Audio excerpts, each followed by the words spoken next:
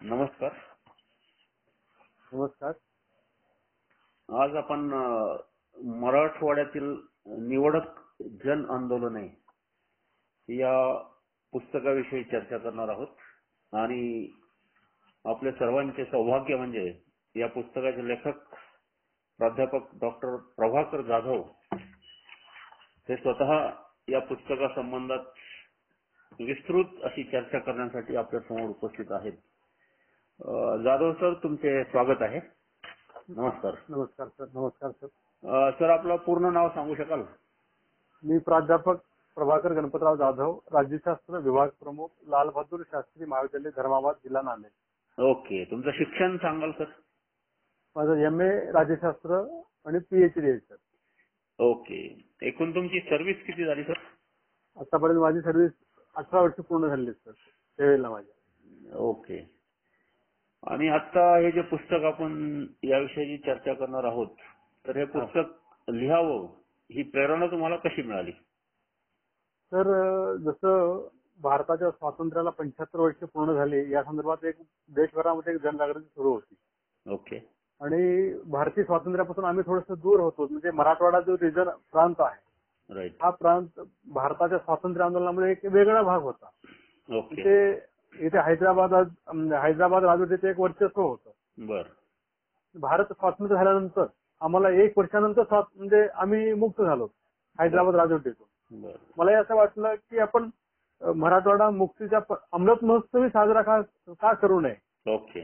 Nice. आणि होत असताना मग आपण कुठेतरी एक 2 शब्द बांधावेत, लिहावेत. एक्झॅक्टली. आणि ही जी एक परिस्थिती आहे मराठवाड्याच्या विकासाच्या संदर्भातली, राईट, की आम्ही जे काही भारतामध्ये संघ राज्यामध्ये असताना सुद्धा मराठवाडा जो काही एक प्रादेशिक विभाग आहे महाराष्ट्रातला, राईट. या महाराष्ट्रातल्या प्रादेशिक विभागाकडे अद्यापही सरकारचं लक्ष नाहीये.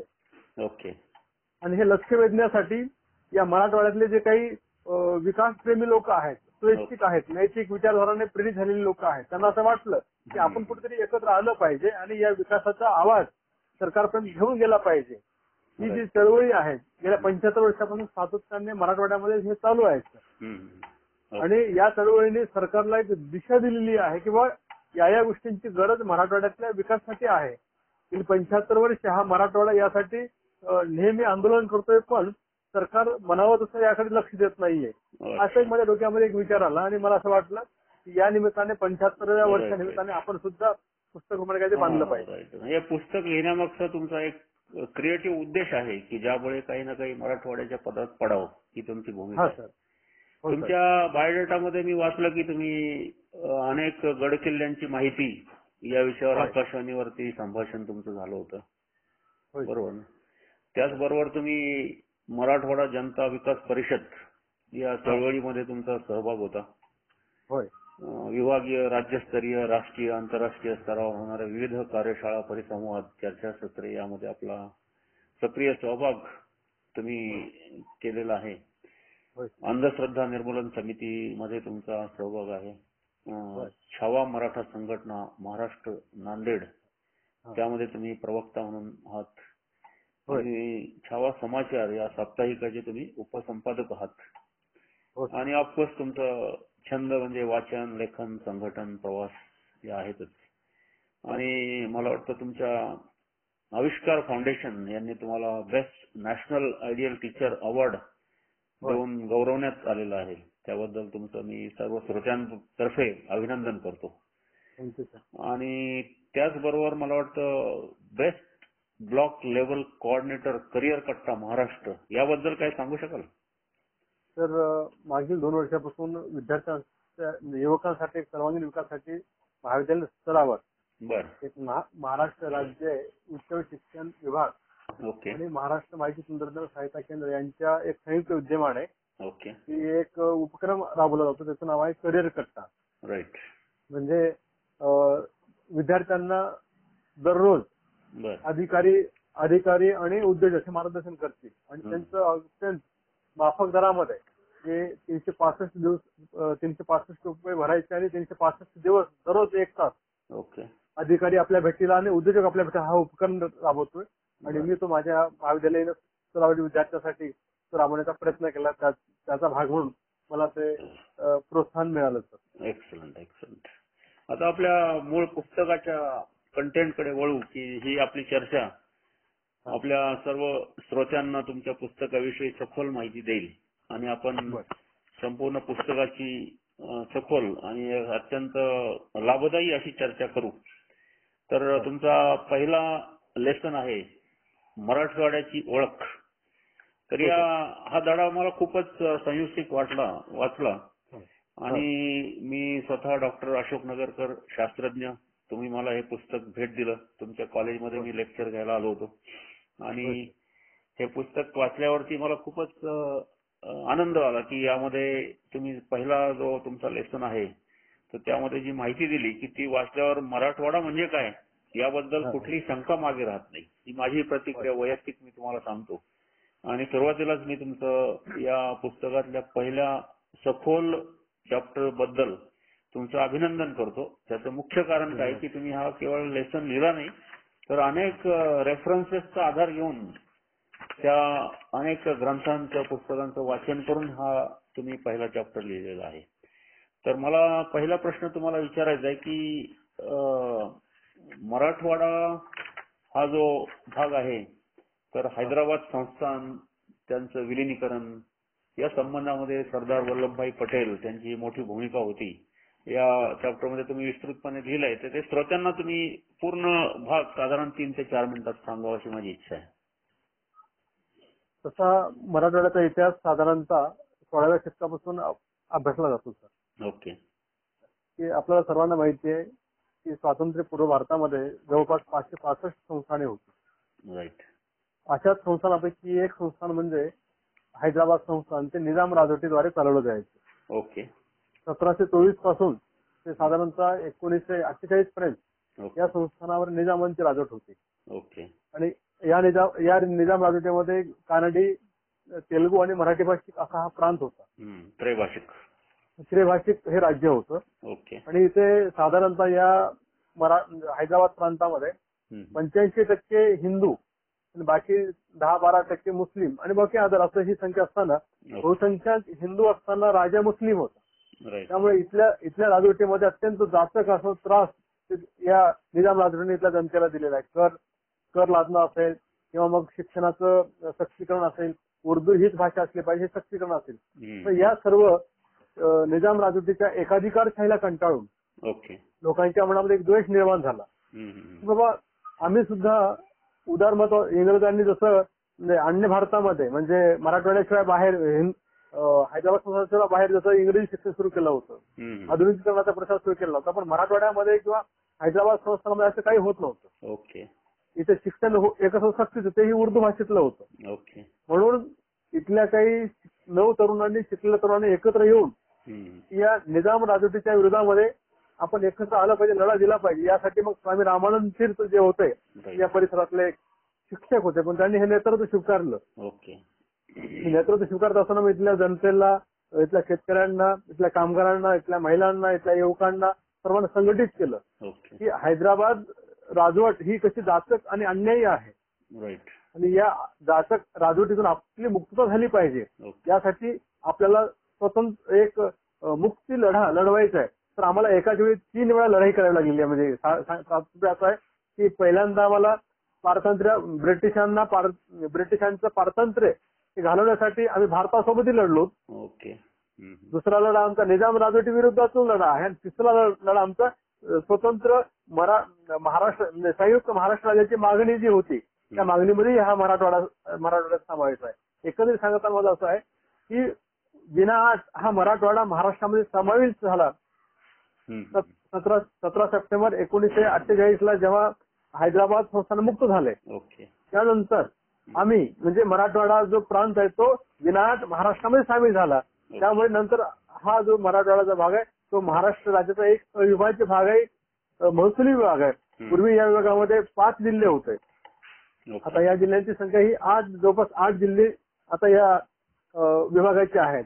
आणि म्हणून आमचा असा एक प्रश्न आहे की मराठवाड्याला सुद्धा उर्वरित जे काही महाराष्ट्रातील जे काही विभाग आहेत त्या विभागाच्या तुलनेत न्याय मिळायला पाहिजे होता.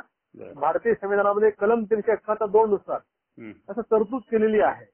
जे नागपूर करारामध्ये जी तरतूद होती की महाराष्ट्रामध्ये समाविष्ट असणाऱ्या सर्वांना समान न्याय दिला जाईल त्या अपेक्षेने विनाट मराठवाडा हा महाराष्ट्रामध्ये समावेश झाला आणि त्यामुळे आम्हाला असं वाटलं की मराठवाड्याला की आता आमच्या विकासाची अपेक्षा फुलतील ओके आणि महाराष्ट्रामध्ये आम्हाला न्याय मिळेल हा एक दृष्टिकोन होता आणि त्या दृष्टिकोनातून गेली 75 वर्ष आमची वाटचाल महाराष्ट्रासोबत म्हणजे कुठलाही दुजाभाव न करता आम्ही सोबत आहोत ही भावना आम्हाला आहे. पण आम्हाला सोबत आहोत हे घरी धरलं जात नाही. हे दुःख मराठवाड्यातल्या लोकांना आजही होतोय. म्हणून मराठवाड्यामध्ये काही जन चळवळी आंदोलन ही विकासाच्या अनुषंगाने सरकारचं लक्ष वेधण्यासाठी उभे राहिलेले आहेत असं एक माझं व्यक्तिगत मत आहे. याबद्दल एक अकोला करार हा एक शब्द आहे तुमच्या पुस्तकात, त्याबद्दल सांगू शकाल काही? हो सर, अकोला करार म्हणजे याच दरम्यानच्या काळामध्ये 1948च्या दरम्यानच्या काळामध्ये जे काही संयुक्त महाराष्ट्र चळवळ एकीकडे जोर धरत होती आणि त्याच वेळी मग स्वतंत्र विदर्भ झाला पाहिजे अशी एक मागणी पुढे येत होती. ओके.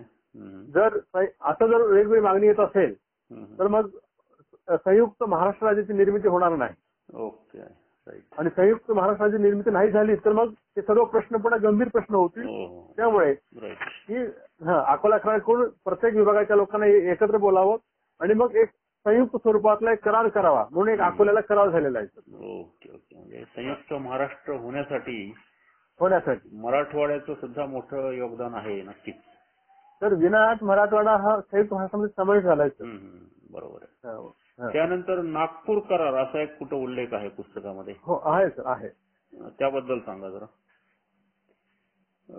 तिथे लिहिलंय नागपूर आहे, पेज नंबर 13 वर लिहिलंय तुमच्या. हो आहे सर. हाच भाग आहे सर. जसं मी म्हणालो की पाठीमागे काय झालं की एकीकडे संयुक्त महाराष्ट्राचा लढा होता, दुसरीकडे केंद्र सरकारची एक नीती वेगळी होती. म्हणजे द्विभाषिक राज्य पुनर्रचना आयोगामध्ये सरकारनं काही दुटप्पी धोरणं सुरू केले होते. लढा कसा होता सर की मुंबई ही कोणाला द्यायची? मराठी भाषिकांचं म्हणणं होतं की मुंबई ही महाराष्ट्राला मिळाली पाहिजे, तर गुजराती भाषिकांचं म्हणणं होतं की मुंबई ही गुजरातींना मिळाली पाहिजे. या संदर्भामध्ये केंद्र सरकार हे बऱ्याच दुजाभाव करत होतं. म्हणून त्या प्रसंगी विदर्भात एक वेगळ्या मागणीचा सूर पुढे आलेला होता की आम्हाला स्वतंत्र विदर्भ द्या. असं जर होत असेल तर आपल्या मागणीला जोर पोहोचणार नाही. म्हणून मग त्यावेळी प्रत्येक विभागाचे विदर्भ, मराठवाडा आणि खानदेश, कोकण हे सर्वांनी एकत्र येऊन मग नागपूर येथे एक करार झाला आणि 1953 साली तो करार झाला. मग त्यावेळी मग यशवंतराव चव्हाण होते, भाऊसाहेब हिरे होते, गोपालराव खेडकर होते, पी.के. देशमुख होते, शेषराव चव्हाण होते, देवीसिंग चव्हाण होते. अशा काही लोकांनी एकत्र येऊन की आम्हाला संयुक्त महाराष्ट्र करायचं आहे, आमच्यात कुठलेही मतभेद असता कामा नये, पण आम्हाला एक रूपाने संयुक्त जर असलो तरच आम्हाला मुंबईचा महाराष्ट्र मिळणार आहे, यासाठी हा करार केलेला आहे. बरोबर आहे, करेक्ट. त्यामुळे संयुक्त महाराष्ट्रामध्ये संपूर्ण मुंबईसह महाराष्ट्र झाला आणि त्यामध्ये मला वाटतं आचार्य आत्रे आणि बऱ्याच मोठमोठ्या आंदोलकांनी त्यावेळेस भाग घेतला होता. म्हणजे तुमच्या त्यावेळी साहित्यिक जे होते, साहित्यिक असतील, शाहीर असतील, शेतकरी असतील, या सर्वांचं त्याच्यामध्ये सहकार्य लाभलेलं आहे. सर्वांना असं वाटत होतं की मुंबई ही महाराष्ट्राला मिळाली पाहिजे. आणि मग केंद्र सरकारमध्ये काय होतं की काँग्रेसची सत्ता असल्यामुळे केंद्रापर्यंत ही भावना कळवलेलीच नव्हती. म्हणून यशवंतराव चव्हाण आणि या संदर्भातले खूप मोठे शिष्टाचार ज्याला आपण म्हणूया की मुंबई कशी महाराष्ट्राची आहे आणि मराठी भाषिकांचं एक संघ राज्य कसं झालं पाहिजे या संदर्भातलं जे काही त्याला आपण म्हणू की एक नीती यशवंतराव चव्हाणांनी प्रतापगडावरील छत्रपती शिवाजी महाराजांच्या पुतळ्याच्या अनावरणाच्या निमित्ताने पंडित जवाहरलाल नेहरूंना महाराष्ट्रामध्ये बोलवून हे सर्व घडून आणलेलं आहे. बरोबर. त्यावेळेस काही आंदोलन पण झाली होती त्यांचं? नाही, त्यावेळेस निषेध झाली, आंदोलन झाली, निषेध झाली. पण त्यावेळी पंडित जवाहरलाल नेहरूंना ते सांगितले हे निषेध हे तुमच्यामुळे होत आहेत, तुम्ही निर्णय घेत नसल्यामुळे जनता ही पेटून उठलेली आहे. बरोबर. तुमचा हा जो भौगोलिक मराठवाडा पेज नंबर 15, हो सर, तर त्या संबंधात तुम्ही खूपच सुंदर आणि सखोल माहिती दिलेली आहे. तर ती वाचल्यावर मराठवाडा म्हणजे काय हे अगदी सिस्टमॅटिकली प्रत्येक वाचकाला ते समजतंय. त्याबद्दल तुमची स्वतःची कमेंट सांगावी जरा. तर मराठवाडा हा एकंदरीत जगातल्या एखाद्या मोठ्या सार्वभौम राष्ट्राएवढा हा प्रदेश आहे. ओके. त्याची लोकसंख्या असेल किंवा क्षेत्रफळ असेल, हम्म. एवढं असताना सुद्धा या मराठवाड्याकडे विकासासाठी म्हणावं तशी दृष्टी इथल्या राज्यकर्त्यांची लाभलेली नाही. ओके. माझा एकंदरीत त्या पुस्तकातला जो काही सूर आहे म्हणजे लिहिण्याचा, की तो विकासाकडे आकर्षित करण्याचा आहे. म्हणजे विकासाच्या ज्या अपेक्षा होत्या त्या अपेक्षांची परिपूर्तता होऊ शकली नाही. दुर्लक्षित झालेला जो मराठवाडा आहे त्याकडे लक्ष वेधलं पाहिजे, हा त्याचा भाग आहे. Right right right. थोडक्यात म्हणजे बऱ्याच मोठमोठ्या संस्था पुणे, मुंबई, नाशिक त्या भागामध्ये आल्या. जसं पुण्यामध्ये जर पाहाल तर ऑर्डनन्स फॅक्टरीज आहेत, नॅशनल केमिकल लॅबोरेटरी आहे. अशा राष्ट्रीय अनेक संस्था पुणे, मुंबई भागामध्ये आल्या. तशा सरकारी संस्था मराठवाड्यामध्ये तितक्याशा आल्या नाहीत असं तुमचं म्हणणं आहे? खरंय सर. काय झालं सर, की माझ्या यामध्ये मी कुठेतरी 2-4 ठिकाणी उल्लेख केलाय की ज्या ठिकाणी राजकीय नेतृत्व हे दूरदृष्टीचं असत नाहीये, त्या ठिकाणी बऱ्याचदा अशा औद्योगिकरणाचे जे प्रकल्प आहेत ते येऊ शकले नाहीत. आता जसं मराठवाड्याच्या तुलनेमध्ये नागपूर असेल किंवा पुणे असेल, नाशिक असेल, या भागामध्ये हे औद्योगिक क्षेत्र किंवा तिथे मोठे प्रकल्प आणून लोकांना रोजगार दिला. त्यामुळे तो विभाग यात अधिक गतिमान झाला. आज मराठवाड्यामध्ये चांगल्या शिक्षण म्हणजे म्हणावं तशा शिक्षण संस्था नाही आहेत, म्हणावं तसे प्रकल्प नाही आहेत. म्हणून आज इथले जो काही स्थलांतरित आहे, मग कामासाठी असेल, शिक्षणासाठी असेल, रोजगारासाठी असेल, तो आज मुंबई असेल, पुणे असेल, हैदराबाद असेल अशा ठिकाणी अवलंबून आहे. करेक्ट. म्हणजे पाऊस गेला की काम संपलं असं आहे ते. संपलं सर. उरलेल्या काळात शहरामध्ये पलायन बस एक फक्त जो पहिला जो काही खरीप हंगाम आहे तो हंगामच खऱ्या अर्थाने इथं फक्त शेतकरी आणि इथले लोक आपल्या गावामध्ये राहतात. बाकी नंतर त्यांना स्थलांतरित होऊन आपल्या रोजगारासाठी बाहेरगावी जावं लागतं. काही मला वाटतं जलप्रकल्प चांगल्या प्रमाणात तुमच्या नांदेड भागामध्ये राबवले गेले, त्याबद्दल माहिती द्याल का? तर शंकररावजी चव्हाण साहेब ज्यावेळी जलसंधारण मंत्री होते, ओके, त्यांचा खऱ्या अर्थाने पाणी हा एक महत्वाचा विषय त्यांनी डोळ्यासमोर ठेवून काम केलंय. साधारणतः मराठवाड्यासह महाराष्ट्रामध्ये त्यांनी छोटे मोठे असे 350 तलाव उभे केलेले आहेत. कारण कसं आहे की पाणी असेल तर सर्व काही आहे.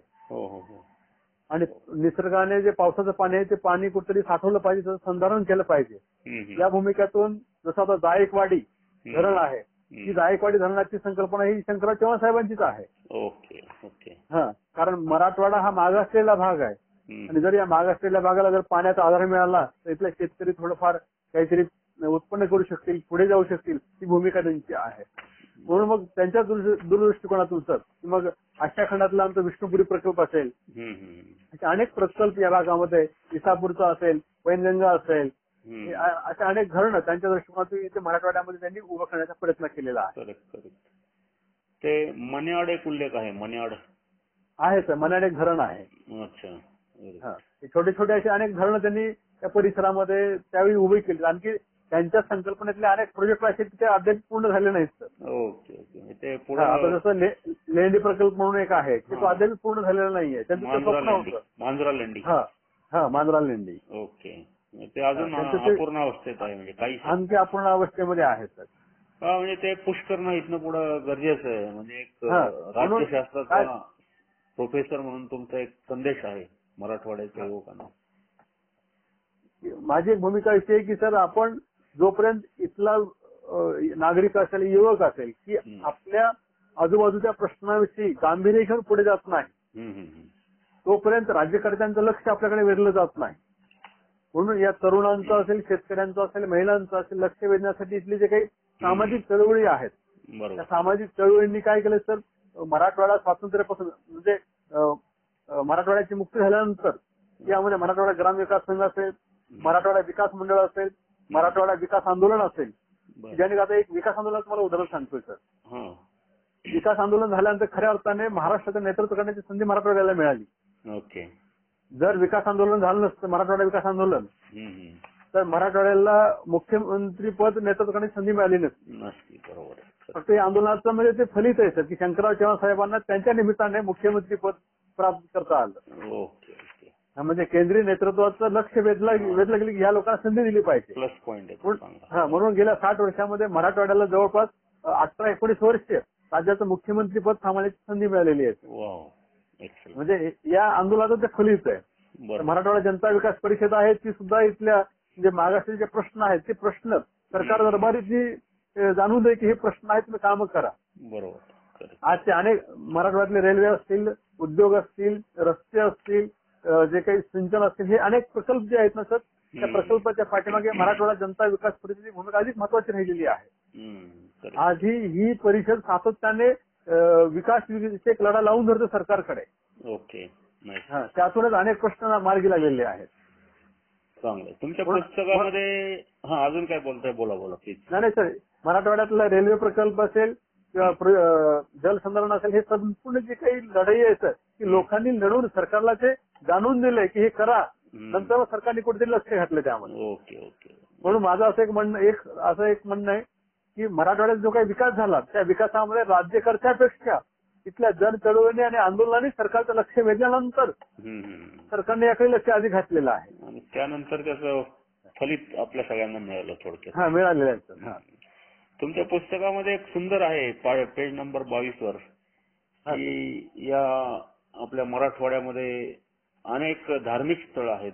वेरूळ, घृष्णेश्वर, परळी येथे वैजनाथ, औंढा येथे नागनाथ, म्हणजे महाराष्ट्रातली ज्योतिर्लिंग, आणि माहूर एक ठिकाण मला वाटतं मराठवाड्यामध्येच आहे. शक्तीपीठापैकी एक आहे. रेणुका देवीचं मूळ पीठ तिथे आहे. अंबेजोगाई तुमच्याच भागात येतं. अंबाजोगाई. हो सर, अंबेजोगाई आहे. योगेश्वरी म्हणून तिथे खूप चांगलं एक मला वाटतं. आणि महत्वाचं म्हणजे मला नांदेडच्या गुरुद्वाराबद्दल थोडी माहिती सांगाल का? जे लोक कधी गेले नाहीत त्यांच्यासाठी, आणि त्यांनी जाणं कसं गरजेचं आहे ते जरा माहिती द्या. तर नांदेड हे शीख धर्माचे पवित्र स्थान आहे. ओके. शीखांचे 10वे गुरु गोबिंद सिंगजी त्यांच्या पावनभूमीतून ही पावन झालेली भूमी आहे. इथे शीखांचा खूप मोठा एक धार्मिक ज्याला आपण म्हणूया की स्थान म्हणून ते स्थान आहे. देशभरातले जे काही शीख बांधव आहेत इथे नांदेडला येतात, गुरु गोबिंद सिंगांचं दर्शन घेतात. आज जवळपास रेल्वेने जर विचार केला तर दररोज सचखंड नावाची एक रेल्वे आहे. सचखंड. ओके. त्या रेल्वेने सर ते अमृतसरहून येते. अमृतसर ते नांदेड का? अमृतसर ते नांदेड रोज येते सर. साधारणतः 5,000 भाविक म्हणजे शीख धर्मी भाविक नांदेडमध्ये या गुरुद्वाराच्या दर्शनासाठी येतात. म्हणजे गुरुद्वारा म्हणजे तिथे फक्त गुरु ग्रंथ साहिब आहेत. गुरु गोबिंद सिंगजी नंतर त्यांनी गुरु कोणाला केलं? फक्त ग्रंथ हेच आपले गुरु आहेत. हा मानवतेचा संदेश देऊन म्हणजे गुरुची उपासना करण्याचा संदेश त्यांनी दिला. आणि शीख धर्मियांनी तो संदेश म्हणजे पवित्र मानत गेले अनेक वर्षे तोच विचार पुढे चालवत आहेत. आज आमच्या नांदेडमध्ये जे काही प्रभाव आहे, जे काही शिकवण आहे ती गुरु गोबिंद सिंग यांच्या शिकवणीनुसार आहे. आणि म्हणून गुरुद्वारा हा जो की नांदेडची एक प्रमुख ओळख आहे. आज पर्यटनाच्या संदर्भामध्ये नांदेड सुद्धा म्हणजे गुरुद्वाराच्या निमित्ताने जगभराच्या नकाशावर आलेला आहे. बरोबर. मी सुद्धा परवा तिथे तुमच्याकडे आलो तेव्हा व्हिजिट दिली होती. त्याला बरेच दरवाजे आहेत प्रवेश करण्यासाठी.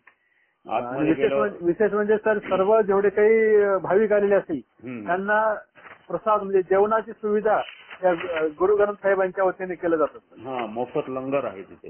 मोफत लंगर आहे. किती वेळा जेव्हा कोणीही जेव्हा तिथे कुठलाच भेदभाव नाही, कोणाची काही नाही. फक्त ते जेवत असताना अन्न हे उष्ट राहू नये, पूर्ण खाल्लं पाहिजे, जेवढं लागतं तेवढंच खाल्लं पाहिजे. आणि एवढी स्वच्छता आहे सर की जगभरातले शीख बांधव इथे येतात. इथे राहण्याची सुविधा चांगली आहे. इथे त्यांना खूप प्रसन्न वाटतं. म्हणजे अगदी त्याला आपण म्हणू की शीख धर्मियांचं हे एक पवित्र स्थान आहे. करेक्ट. बरोबर. मी सायंकाळच्या वेळेस गेलो होतो. लाइटिंग वगैरे चालू होतं तिथं बऱ्यापैकी. होय. आणि त्याचबरोबर अन्न व्यवस्थितपणे वाढत होते. क्वालिटी चांगली होती. पाण्याची व्यवस्था होती. आणि मला एक विशेष जाणवलं तिथं कार सेवा, म्हणजे प्रत्येक जण आपलं ताट धुणे किंवा पुढे जाऊन काम करणे, हे तिथं खूप चांगलं कल्चर वाटलं मला. खूप चांगली त्यांनी ती संस्कृती जपलेली आहे आतापर्यंत. म्हणून एकंदरीत कसं आहे सर की सर्व धर्मांचं एक स्थान या मराठवाड्यामध्ये राहिलेलं आहे. हो. करेक्ट. म्हणजे जसं आपण संत एकनाथ असतील, संत ज्ञानेश्वर असतील, मुकुंदराज असतील, गुरु गोविंद सिंग असतील, ज्ञानेश्वरांचं जन्मस्थळ आपेगाव हे सुद्धा औरंगाबाद जिल्ह्यामध्येच आहे सर. Okay okay. हा तुमच्या पुस्तकात त्याचा उल्लेख हा. आहे तुमचा. नरसी नामदेव म्हणजे संत नामदेव नरसी नामदेवचे आहेत आणि हिंगोली जिल्ह्यातले आहेत. ते बरोबर. चक्रधरांचा वास राहिलेला आहे. गुरु गोविंद सिंगांचा वास राहिलेला आहे. संत गोरोबा का इथले आहेत. रामदासांचं जन्मस्थान श्री इथलं आहे तर धाम म्हणून जालना जिल्ह्यामध्ये असलेलं आहे. म्हणजे एकंदरीत की जी काही सांस्कृतिक देवाणघेवाण महाराष्ट्राला झालेली आहे या सांस्कृतिक देवाणघेवाणाचं बरंचसं ऋण या मराठवाड्याने म्हणजे उचललेलं आहे सर. आपेगाव हे संत ज्ञानेश्वरांचं जन्मगाव सर. Okay okay. पैठणचे संत एकनाथ. संत एकनाथ आद्यकवी मुकुंदराचे आंबे जोगायचे सर. जालना जिल्ह्यातील जांब येथे श्री समर्थ स्वामींचं जन्मस्थान आहे. संत गोरोबा काकांची समाधी तेरला आहे सर. तेर मध्ये आहे. संत जनाबाईचं गंगाखेड मध्ये आहे. गंगाखेड जनाबाई. ओके. हा. जसं एक माणुसकीचा जो काही झरा आहे तो मराठवाड्याच्या या मातीतून वाहतो आहे. जरी विकासाच्या झरा असल्या तरी माणुसकीच्या संदर्भात आम्ही खूप समृद्ध आहोत. Right right.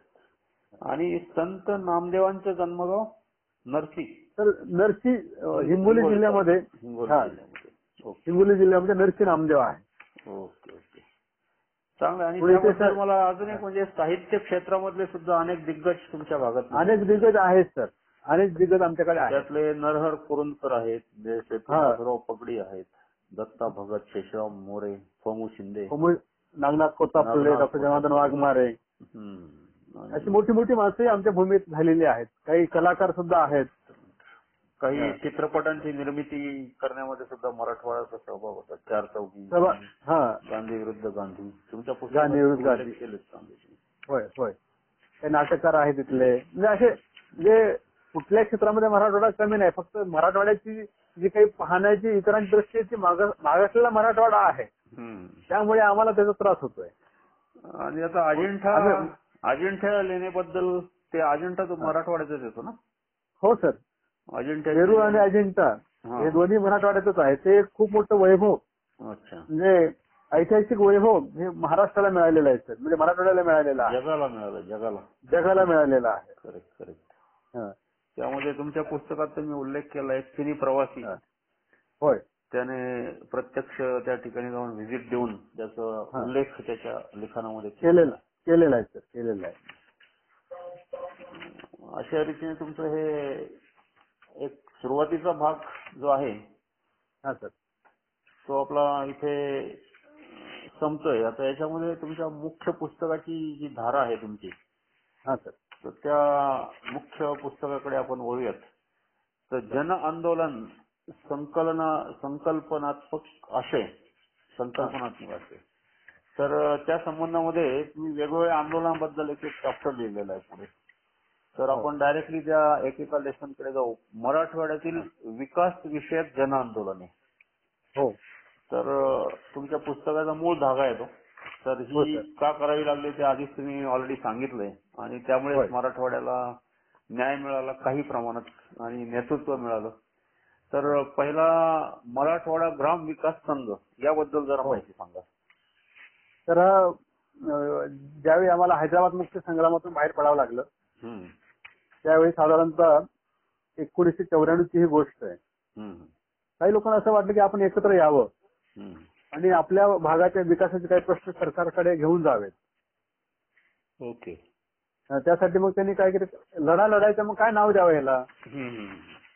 एकटं लढण्यापेक्षा आपण 4 लोक जर एकत्र आहोत म्हणजे आपलं वजन वाढेल. ओके. आणि त्या निमित्ताने एक नैतिक विचारधारा ज्यांच्या अंगी जोपासलेली होती अशी लोक एकत्र आले. ओके. आणि मग ते एकत्र येऊन त्यांनी काय केलं मग एक त्याला नाव दिलं की मराठवाडा ग्राम विकास संघ नाव दिलं. ओके.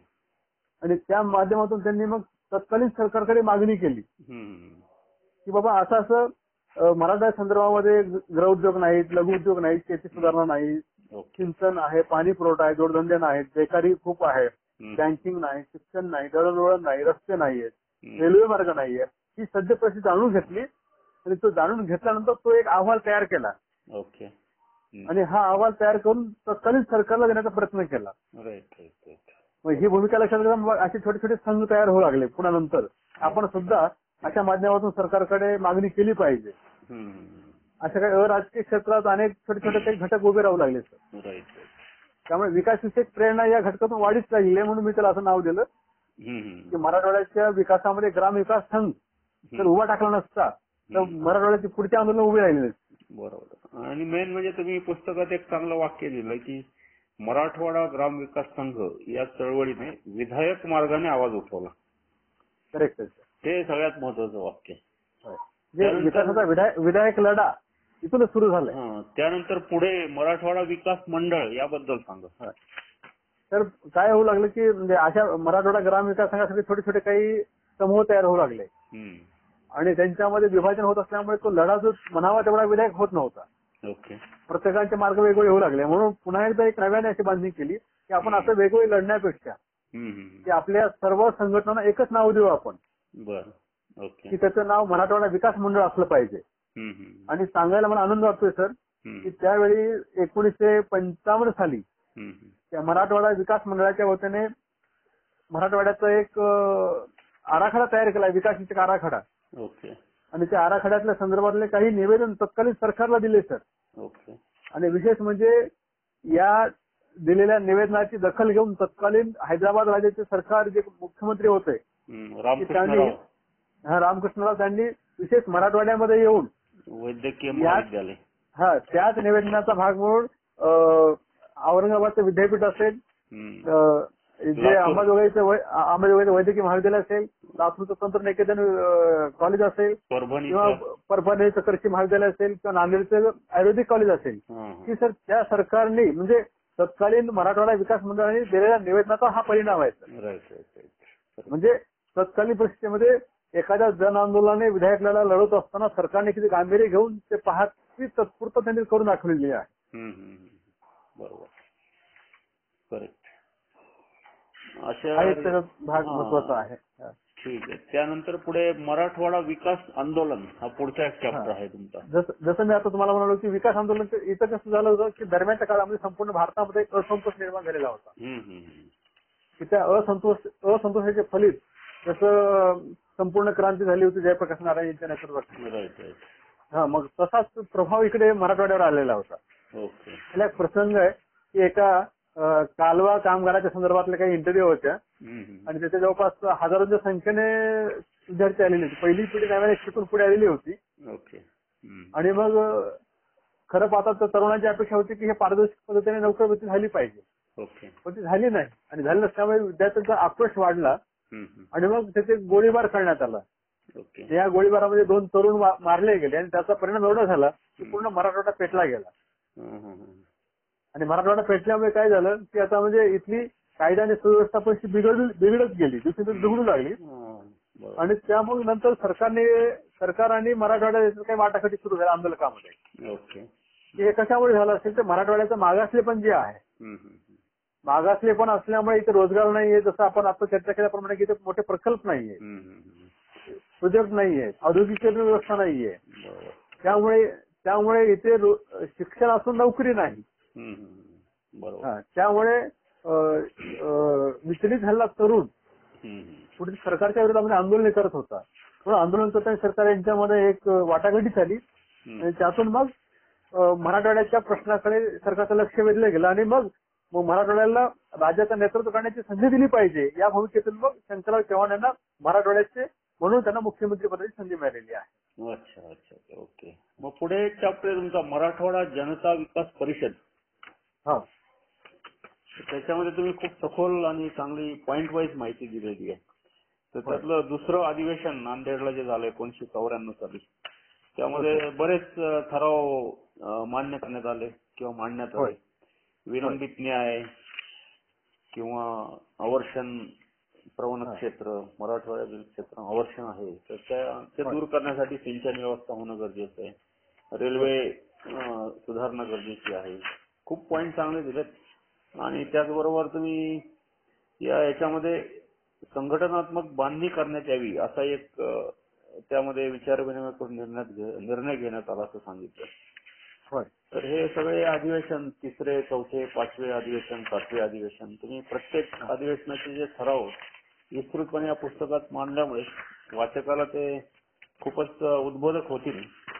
आणि अशा पद्धतीने तुमचे पुस्तक आपण ऑलमोस्ट आता चर्चा एंड पर्यंत आणलेली आहे. तर याच्यामध्ये मला तुम्हाला शेवटी असा एक प्रश्न विचारावासा वाटतोय. शेवटी म्हणजे बाबळी बंधारा निर्मिती कृती समिती हा जरा लोकांना माहित नसणारी गोष्ट आहे, म्हणजे ऍटलिस्ट बाहेरच्या लोकांना. तर त्या संबंधात जरा माहिती द्यावी प्लीज. तर काय झालं की महाराष्ट्र आणि तेलंगणा जे पूर्वी आंध्र प्रदेश राज्य होतं, या दोन्ही राज्यामध्ये एक पाणी वाटपाचा प्रश्न निर्माण झाला. ओके. 1975 साली एक गोदावरी लवाद नावाचा एक आयोग स्थापन करून त्यावेळी शंकरराव चव्हाण मुख्यमंत्री होते. जे शंकरराव चव्हाणांचं दृष्टिकोन कसं होतं की आपल्या राज्याचं पाणी आपल्या राज्यामध्ये जपलं पाहिजे, बंधारे बांधले पाहिजे, त्यांचं साठवणूक झाली पाहिजे. एक बाबळी नावाचं एक गाव आहे, म्हणजे अगदी महाराष्ट्र आणि तेलंगणाच्या बॉर्डरवर. आणि इथे एक बंधारा म्हणजे उच्च पातळीचा एक म्हणजे साधारण 2.5 TMC पाणी क्षमता असलेला एक बंधारा बांधण्याचे सरकारनं आखलं आहे. Okay okay. आणि हा बंधारा होऊ द्यायचा नाही म्हणून तेलंगणा सरकारने विरोध केला. बरोबर. म्हणजे जर वरचं पाणी वरी अडवलं गेलं तर खाली काहीच येणार नाही आणि आंध्र प्रदेश होईल म्हणून त्यासाठी त्यांनी तत्कालीन काय झालं की त्यावेळी NT रामाराव जे चंद्रबाबू नायडू त्यांचं सरकार नुकतंच पडलेलं होतं. त्यांना राजकारणामध्ये कुठली आशा नव्हती. मग लोकांना काहीतरी करण्यासाठी मग त्यांनी ते बाबळीचं बंधारा हा प्रकार डोळ्यासमोर ठेवून राजकारण करायला सुरुवात झालेला आहे. अच्छा. पण कालांतराने मला वाटतं तुम्ही लोकांनी तो प्रकल्प नाही सर, तिथल्या लोकांनी म्हणजे जवळपास 56 गावांना त्या बंधाऱ्याचा पाण्याचा उपयोग होणार आहे सर. त्यामुळे एक मोठा विकास झाला आणि तुम्ही लोकांनी तो लढा चांगला दिल्यामुळे तो प्रकल्प सक्सेसफुल झाला. सुप्रीम कोर्टापर्यंत तो लढा दिला. आमच्याकडे जे काही रोशनगावकर आणि बालाजी कोंपल लोकांनी बराच त्याग केला, स्वतः पैसे खर्च केले, त्यांनी शेतातला माल विकला आणि सर्वोच्च न्यायालयापर्यंत लढाई त्यांनी जिंकली. ही लढाई करण्यासाठी त्यांना कुठली आर्थिक मदत मिळत नव्हती, स्वतः त्यांनी शेतातलं धान्य विकून ते पैसा उभा केला. सर, तुमचे पुस्तक वाचून खूपच आनंद वाटला. मराठवाड्यातील निवडक जन आंदोलन आहे, तुमचं या पुस्तकाबद्दल मी मनापासून अभिनंदन करतो. आणि अशाच प्रकारची अनेक पुस्तकं तुमच्या हातून निर्माण होत राहावी आणि अशाच प्रकारे आपल्या वेगवेगळ्या वाचकांना अनेक पुस्तकांची तुमच्या हस्ते भेट मिळत राहावी ही सदिच्छा व्यक्त करतो. आणि आज तुम्ही दिलखुलास मुलाखत दिली, असेच तुमचे पंख बहरत राहो अशी सदिच्छा व्यक्त करतो आणि मुलाखत थांबवतो. धन्यवाद.